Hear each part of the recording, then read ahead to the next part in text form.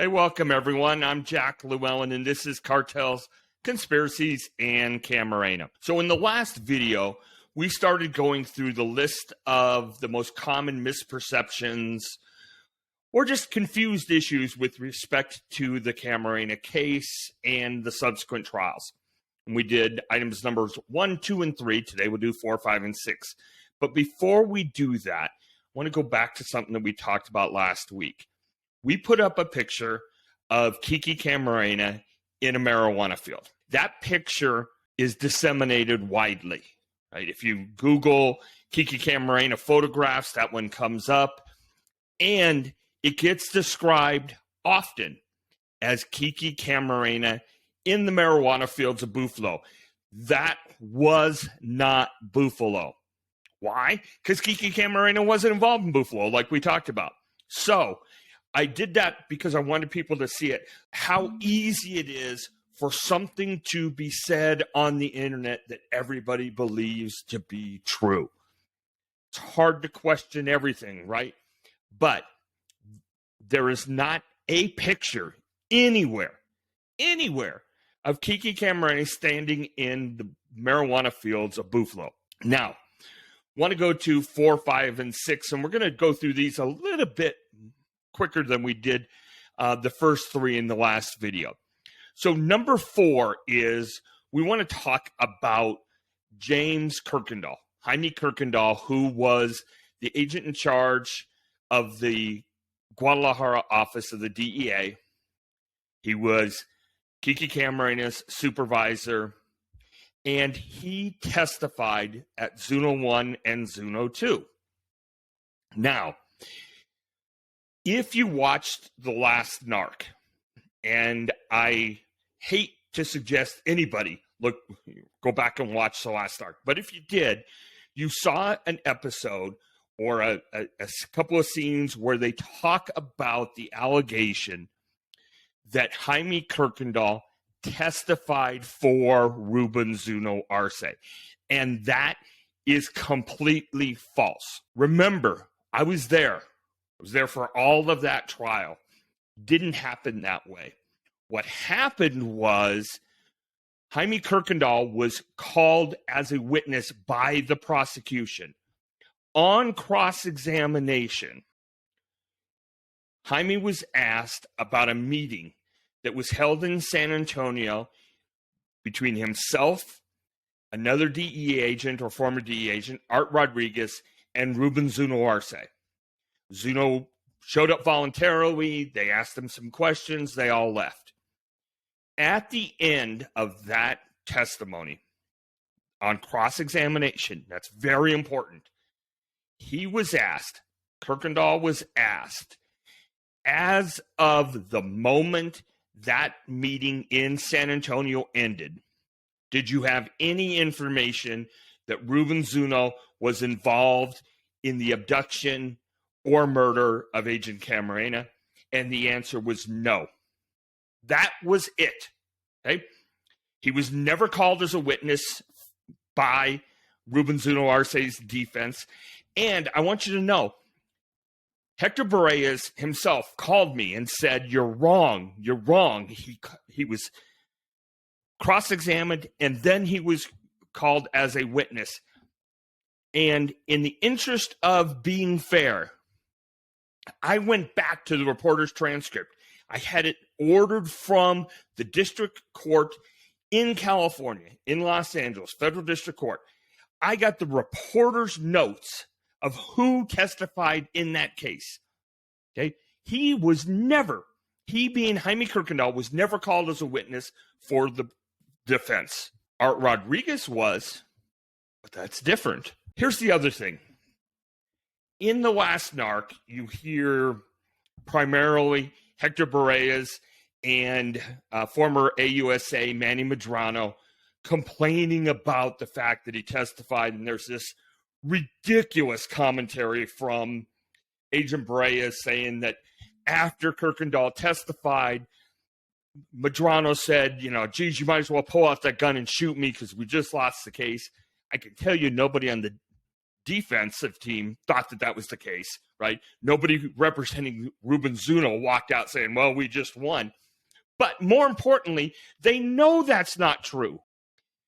And this idea that it was this grand thing of Jaime Kirkendall saying good things about Ruben Zuno and stuff, Manny Medrano later on said to the court, look, I'm nervous about them using the testimony in the wrong way because all it stands for is the proposition that at one moment in time,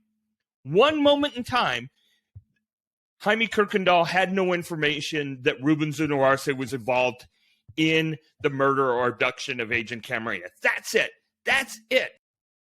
So if Medrano knows that's the case, it's disingenuous beyond belief to have this whole drama in The Last Narc saying that Jaime Kirkendall testified for Ruben Zuno Arce.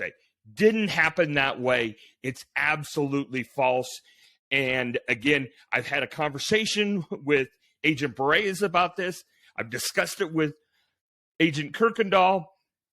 I've got the transcripts. The transcripts are on my website. If you don't believe me, you can go look yourself. All right. So that's number 4. Number 5 is Dr. Humberto Machine. Humberto Alvarez Machine. It should be Dr. Alvarez. For the last 35 years, everybody I've known has called it Dr. Machine, so I stick with Dr. Machine. Dr. Machine was a gynecologist in Guadalajara who hung out with the drug traffickers, was there to administer medical aid when people needed it, to be revived, if there were overdoses, to prevent overdoses, those sorts of things. There was an allegation that some medical professional had administered aid to Kiki Camarena in order to keep him alive to be interrogated longer. The DEA, U.S. government, thought that was Dr. Machine. Dr. Machine was essentially kidnapped off the streets of Guadalajara, flown to El Paso, where he was arrested. Now, here's some interesting things. When he was arrested, and by the way, I have a podcast that came out on Sunday the 26th that talks about this in a lot more depth. But Dr. Machine gets arrested outside of, right after he's taken off of this plane, gets off the plane flies off, Agent Berreyes is there. Dr. Machine does 2 things. Number 1 is he basically says, happy to be here, tired of hiding, I want to set things straight. Number 2 is once they get back to the DEA office, he voluntarily waives his rights and gives a full interview to Agent Berreyes and others. I submit that's not necessarily the conduct of a guilty man. Here's what's really important, though. Government so badly wants him that one way or another, they get him into the United States against his will, right? He's basically kidnapped off the streets of Guadalajara. What happens when they go to trial? Dr. Machine was a co-defendant of Ruben Zuno Arce in Zuno 2. I sat right here. Machine is here. I'm here during a lot of that trial. Now, again, I was a baby lawyer, so I don't want to overstate my role, but I was right here. The case is done. Prosecution rests. We have a moment of discussion with Dr. Machine's counsel.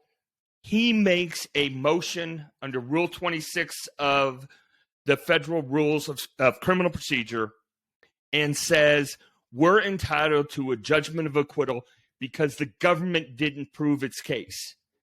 And you know what? The federal district court agreed. And I want to get this right. The district court, Judge Rafiti, not a liberal by any stretch of the imagination, okay? Judge Rafiti says the government's case was based on, quote, suspicion and hunches, but no proof, end quote. And goes on to say in the order, the prosecution's theory of the case was, quote, whole cloth, the wildest speculation. So, couldn't prove the case, right? Dr. Machine is released, sent back to Guadalajara, where he is today. Here's the rub.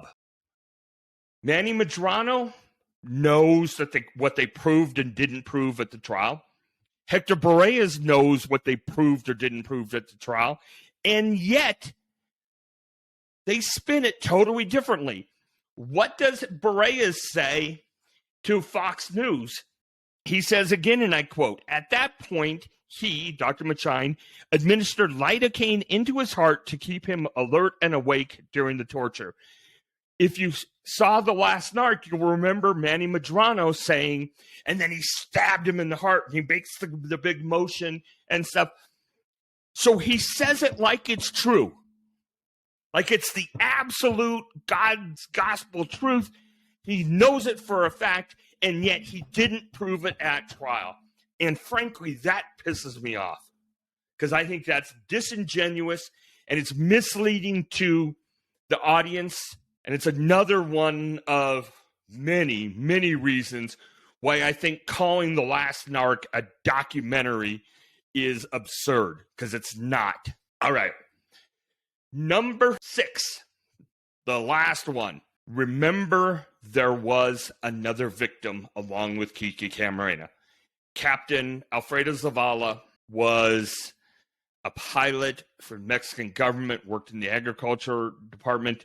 He would fly DEA agents around. He flew Kiki Camarena around. He also was kidnapped and killed. His body was recovered at the Bravo Ranch, or by the Bravo Ranch, at the same time Agent Camarena's was. A couple of really important misconceptions. In his book, Agent Bareas says that Agent Camarena gave up Zavala and that Zavala was kidnapped the day after Camarena. That, ladies and gentlemen, is 100% false. Captain Zavala was kidnapped the same day as Kiki Camarena. There are numerous witnesses who will support that. I talked about it in my book. I've talked about it on my podcast. There's absolutely no question. And there is nothing in the transcripts to indicate that Agent Camarena gave up Zavala. Here's something else you're going to like. Here's a picture of Agent Camarena and Agent Kirkendall. You've seen this picture if you watched The Last Narc. Why have you seen it? Because they say that's Zavala, that is Captain Zavala. And you know what? It's not.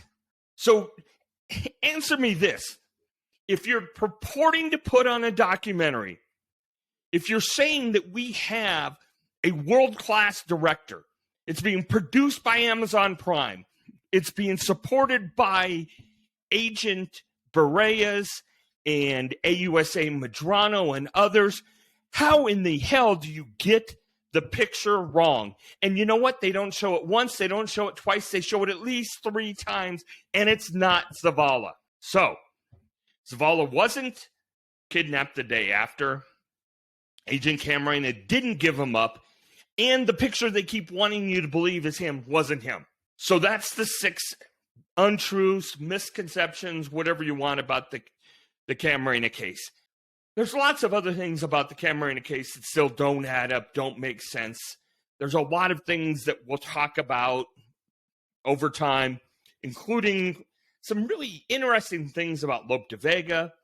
We'll talk about Godoy and Lopez Romero, the 2 primary witnesses in The Last Narc and in Zuno 2.